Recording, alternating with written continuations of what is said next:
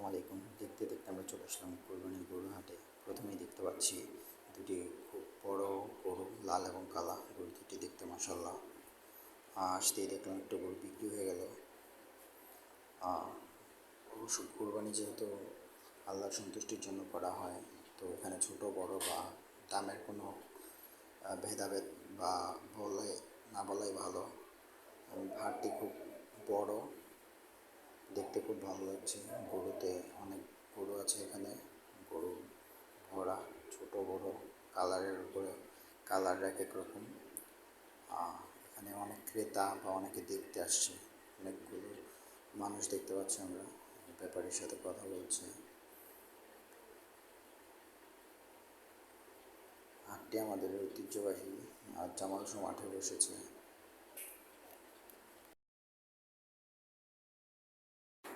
হাটটি মূলত আমাদের ঐতিহাসিক নবীগঞ্জ জামাল শো মাঠে অবস্থিত।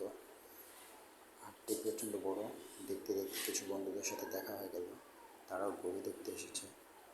অবশ্য তারা কিনবে, অবশ্য রাতের বেলা হয়তো বা। গরুগুলো দেখেন, আপনারাও দেখেন। এখানে পানি নিষ্কাশনের ভালো ব্যবস্থা রয়েছে এবং গরু ভালো রাখার জন্য পর্যাপ্ত পরিমাণে জায়গা এবং নিষ্কাশন ব্যবস্থাপনা করা হয়েছে। গরুটা খুব রাগী মনে হচ্ছে।